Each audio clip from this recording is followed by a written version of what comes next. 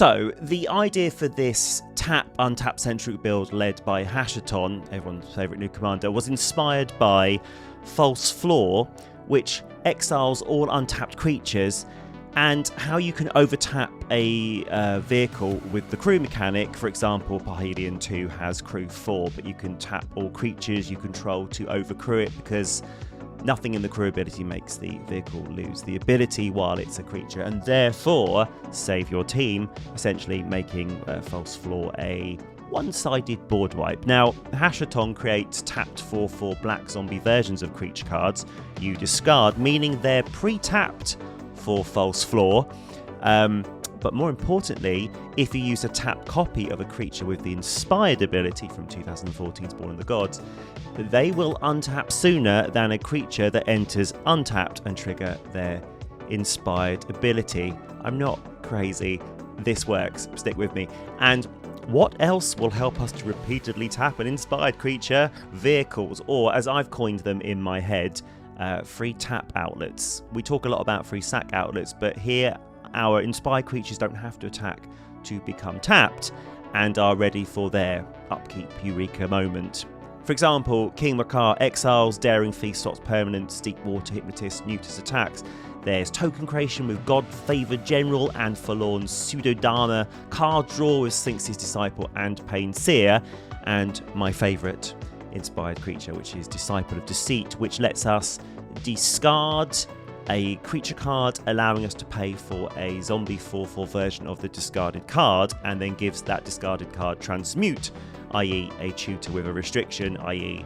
a forgivable tutor that asks for good deck construction to be relevant. And the best part about all this is Mondrak, Anointed Procession, Hashaton in this build. We make multiple tokens, which could be multiple tokens of inspired creatures, leading to multiple eureka moments on our upkeep, and we support that by free tap outlets with Thunderhawk Gunship and Rolling Hamsphere, which also create tokens that also get doubled and tripled.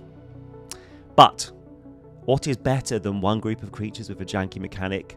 A second. Meet the Spell Shapers, our discard enablers who trade a card for an effect.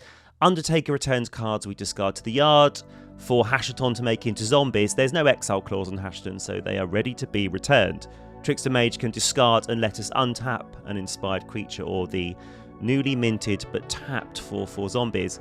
Spell Shapers also neuter attacks with Netta and Dull, destroy artifacts and enchantments with Devout Witness, and counter spells with target creatures, that target your creatures with Diplomatic Escort.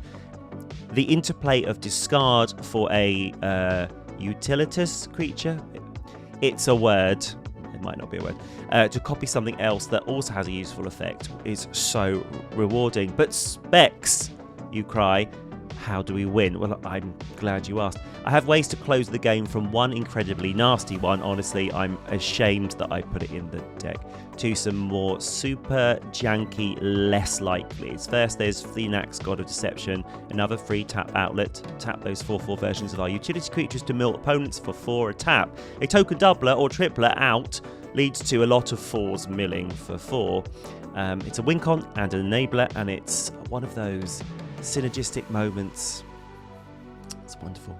Janky win con, Millennium Calendar. With all this untapping going on, there's tons of creatures on the tons of counters on the calendar, and it's not that that would be a far-fetched win potentially, but it's definitely one I want to strive for. But here's the pure evil one. Magister Sphinx. So it enters and it makes a target player's life total 10, and entering as a token that can be copied means we can sorry, I caught myself being evil. Potentially do this to all 3 people in our pod at once. And cruise in with an inspired and intimidating selection of 4/4s. It's rough.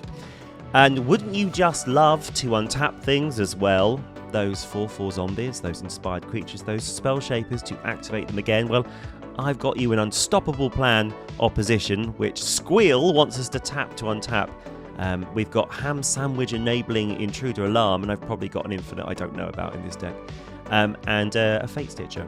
You need a lot of discard outlets to make this work, and I've used many from my upgrade guide for Eternal Might. But The standouts are All-Seeing Arbiter, which enters, then draws and discards, and has a -X power mechanic based on mana values in the yard. Shurikai, which is more draw and discard, but also token generation, and I'm contractually obliged to mention Torch's existence due to it being able to constantly recycle the creature cards you discard to cheat out as members of the undead. Get them now because they're about 1,000,000% more expensive. Removal in this deck is super solid, and of course on theme. Unidentified Hovership is a free tap outlet in exile. Surge Spanner returns permanence when it untaps.